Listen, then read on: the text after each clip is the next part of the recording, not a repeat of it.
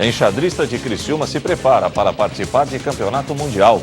No quadro Informe no Bairro, o secretário executivo de Assuntos Estratégicos de Santa Catarina visitou o sul do estado. Política, presidente Michel Temer promete respeitar a decisão da Justiça no caso de afastamento. Economia, produtores pedem alterações no sistema de vacinação contra a febre aftosa para que venda das carnes não seja prejudicada. E no esporte, Tigre tropeça em casa diante do Paysandu, caindo para a 13ª posição no Campeonato Brasileiro. As notícias de Criciúma e do sul de Santa Catarina você confere a partir de agora. No ar pela TV Primavera, Informe Região.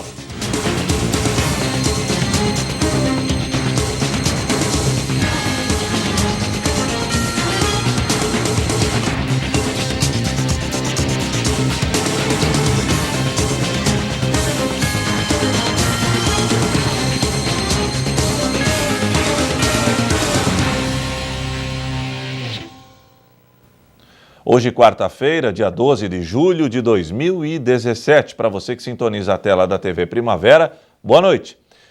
Uma garotinha de Criciúma, destaque no xadrez, se prepara para um grande desafio. A jovem atleta irá participar de uma etapa do Campeonato Mundial da categoria. A jornalista Morgana Salvador vai nos trazer mais detalhes desta fascinante história. Com 9 anos, a pequena Mirella é um verdadeiro furacão do xadrez. E agora está trabalhando forte para participar do Mundial, no qual ela já garantiu uma vaga. A gente está treinando desde o início do ano, né? Já se preparando para esse Mundial, quando ela classificou em Brasília, em março, né? Que a gente foi jogar em Brasília, ela classificou no Campeonato Brasileiro. Então a gente está treinando bastante. E esse último mês a gente vai intensificar um pouco os treinamentos, né, que é um mês de preparatório, assim, meio que dando uma lapidada assim, nas preparações que a gente já tem feito, tudo. E estamos seguindo o treinamento forte, né, treinando 3 vezes por semana, jogando alguns torneios finais de semana, né, viajando algumas vezes. Então, nós estamos continuando treinando. São 10 dias que fazem parte da competição mundial e que impede Mirella de ir representar o município e o país é apenas o dinheiro para manter ela nesses dias no local da competição. É um custo muito elevado, né? Não é tão fácil assim. A gente já fez outras competições, já fizemos algumas campanhas e agora a gente está nessa luta aí. A gente tem 1 mês e meio para conseguir esse recurso para poder ir para o Mundial, né? Ela já está de olho nos adversários, até mesmo porque alguns a pequena já enfrentou. Mas o trabalho continua. Eu fico treinando em casa e aqui na fundação para poder ir para o Mundial. Tá treinando muito? Tô. A dificuldade para conseguir essa vaga foi grande e agora ela está em busca do título mundial e está trabalhando duro para isso, com esperança de conseguir o dinheiro necessário para bancar a viagem. Foi muito difícil, assim, mas foi bem bom. Foi como se fosse um sonho realizado.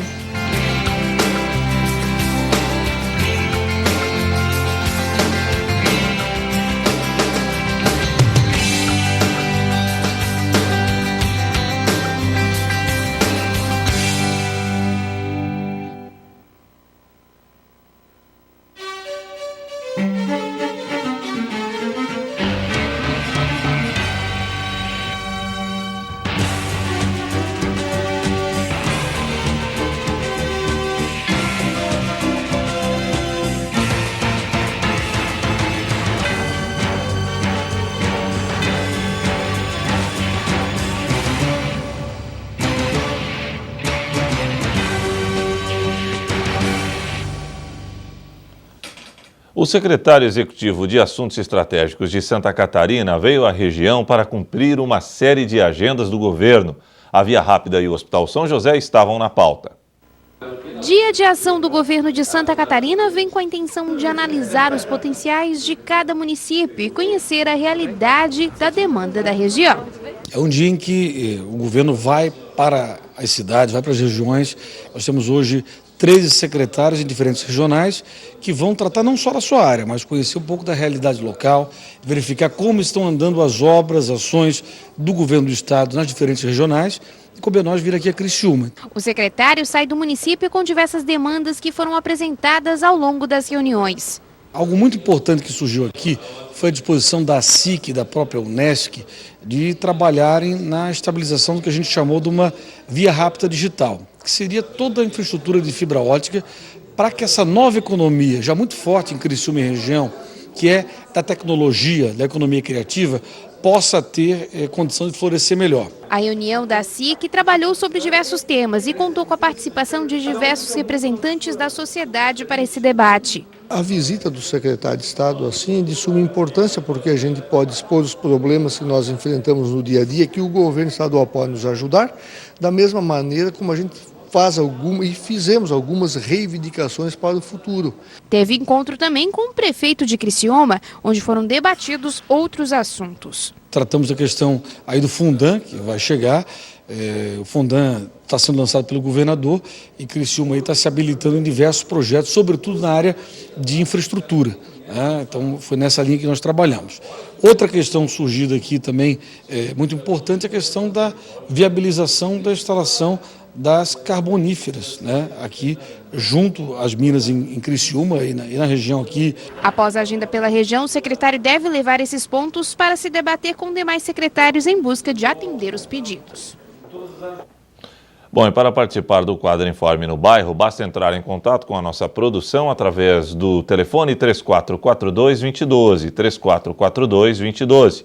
Nosso e-mail é jornalismo@tvprimavera.com, jornalismo@tvprimavera.com. O nosso WhatsApp é o 985056342, 985056342. A seguir, produtores pedem alterações no sistema de vacinação contra a febre aftosa para que a venda das carnes não seja prejudicada.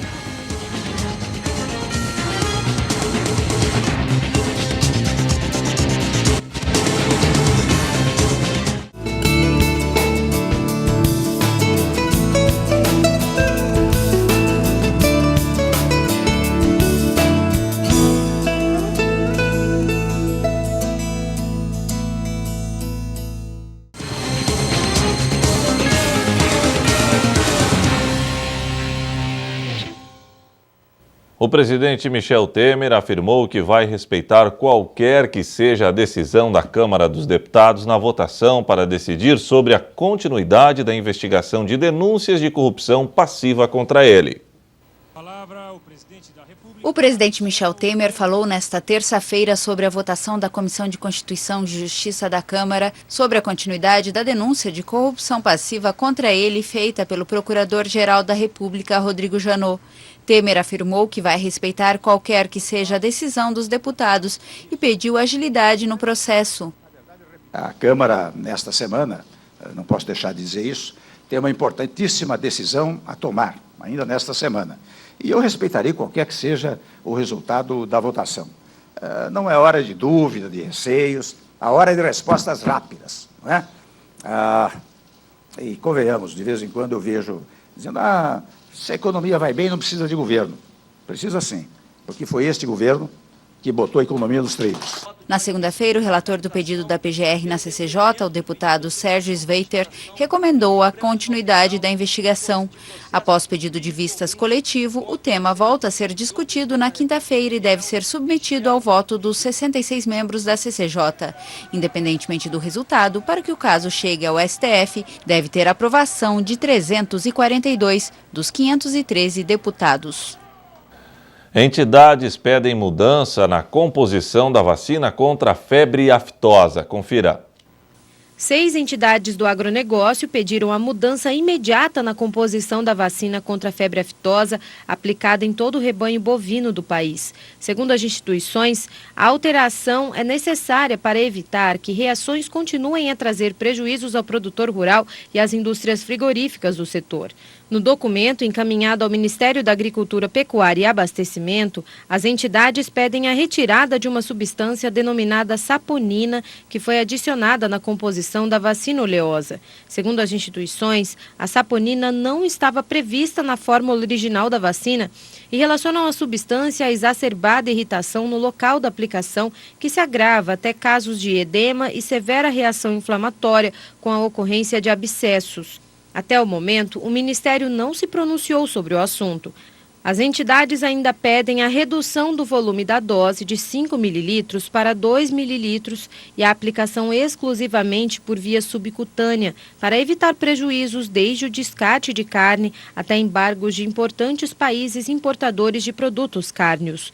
As reivindicações ocorrem após a suspensão pelos Estados Unidos de todas as importações de carne fresca brasileira. Na ocasião, o Ministério já atribuía os problemas comunicados pelo governo americano à vacinação contra a febre aftosa, que poderia causar inflamações. Estimativas das entidades apontam que o produtor perde, em média, 2 quilos de carne por animal abatido quando as lesões provocadas pela vacinação são encontradas. O grupo de instituições do agronegócio afirma que a febre aftosa é a doença animal com maior impacto econômico na atividade pecuária. A nota é assinada pela Confederação Nacional da Agricultura, Associação Brasileira das Indústrias Exportadoras de Carne, Associação Brasileira dos Frigoríficos, a Abrafrigo, Associação dos Criadores de Mato Grosso, Conselho Nacional da Pecuária de Corte e Sociedade Rural Brasileira. A seguir, Tigre tropeça em casa diante do Paysandu, caindo para a 13ª posição no Campeonato Brasileiro.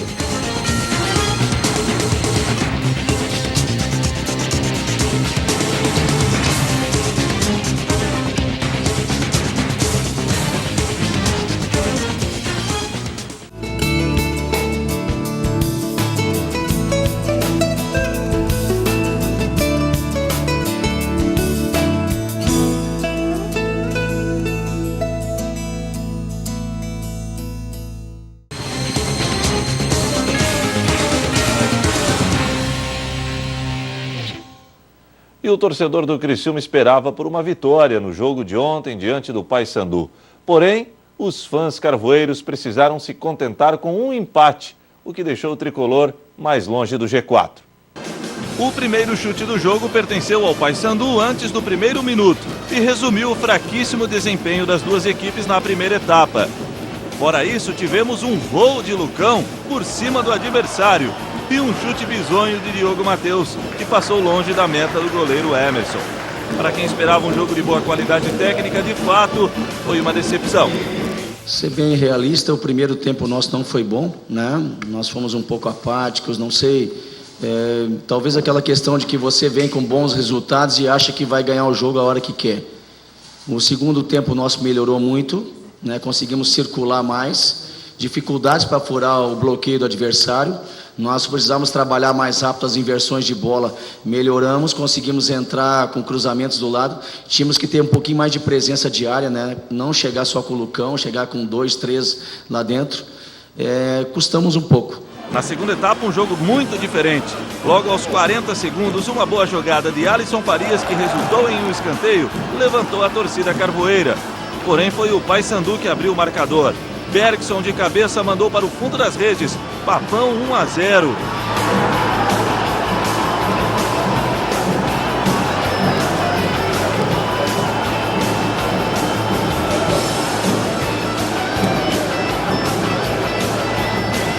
Atrás no placar, a pressão do Tigre aumentou. A cera dos visitantes irritava os torcedores do Criciúma, que só comemoraram o empate aos 31 minutos. Diego Giareta de cabeça mandou para as redes.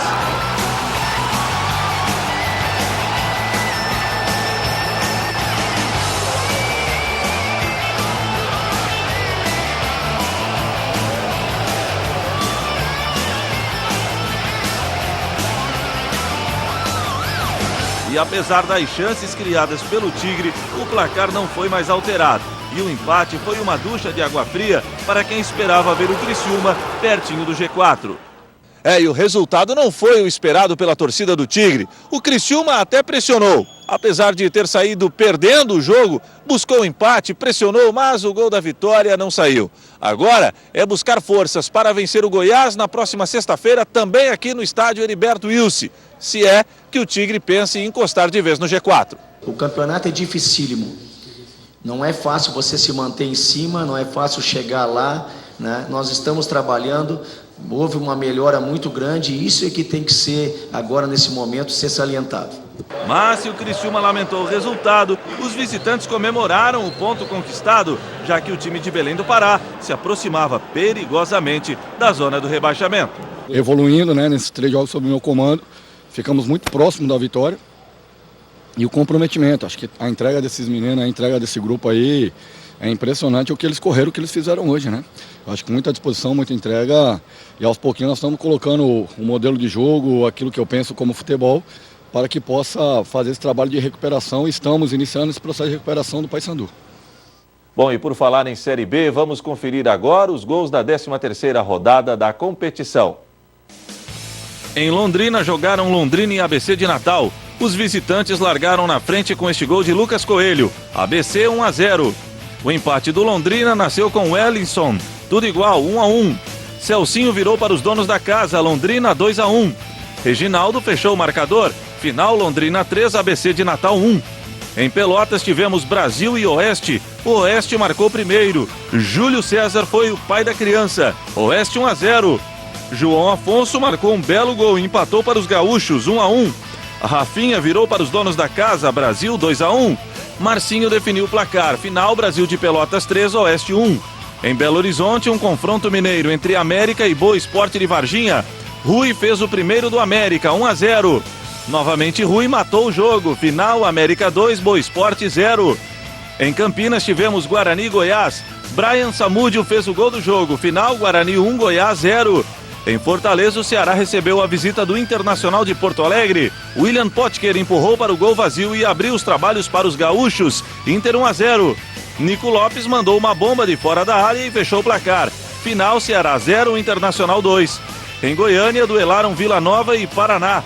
O Vila marcou primeiro. Moisés mandou para as redes. Vila Nova 1-0. Alain Mineiro ampliou a vantagem do Vila, 2-0.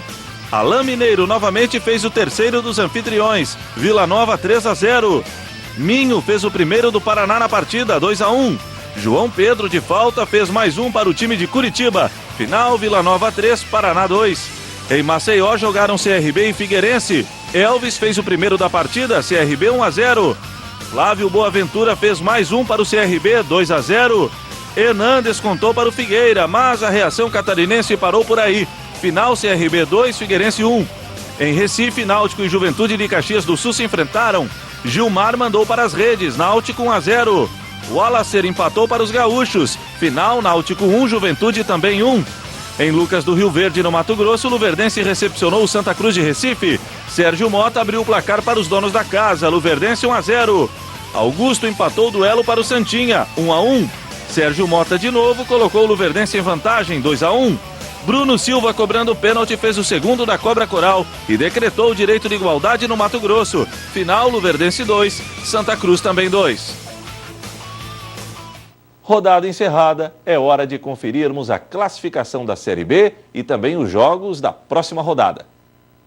Na Série B, o Juventude é o líder com 26 pontos, o Guarani é o segundo com 25. O América Mineiro é o terceiro com 23 pontos, 6 vitórias e saldo positivo de 8 gols. O Vila Nova é o quarto com 23 pontos, 6 vitórias e saldo positivo de 5 gols. O Internacional é o quinto colocado com 21 pontos. O CRB é o sexto com 20. O Londrina com 19 pontos é o sétimo. O Ceará é o oitavo com 18 pontos, 5 vitórias e saldo positivo de 2 gols. O nono é o Santa Cruz com 18 pontos, 5 vitórias e saldo positivo de 1 gol. Na 10ª posição está o Goiás com 17 pontos. O Criciúma também tem 17 pontos, porém, pelos critérios de desempate, ocupa a 13ª colocação. O Figueirense continua na zona do rebaixamento. O Figueira é o 18º com 12 pontos ganhos. Na sexta-feira serão disputados 3 jogos pela 14ª rodada. Em Pelotas tem Brasil e Figueirense. Em Barueri, na Grande São Paulo, teremos Oeste e Paraná. Em Criciúma, o Tigre receberá a visita do Goiás. No sábado, em Recife, o clássico entre Náutico e Santa Cruz. Em Goiânia, o Vila Nova pega o Paysandu de Belém do Pará. Em Belo Horizonte, teremos América Mineiro e Guarani. Em Maceió, o CRB pega o Internacional. Em Fortaleza, tem Ceará e Juventude. Em Londrina, o Londrina encara o Boa Esporte. E em Lucas do Rio Verde, jogam Luverdense e ABC de Natal. E o Informe Região desta quarta-feira fica por aqui. Para você, uma boa noite e até amanhã, se Deus assim permitir.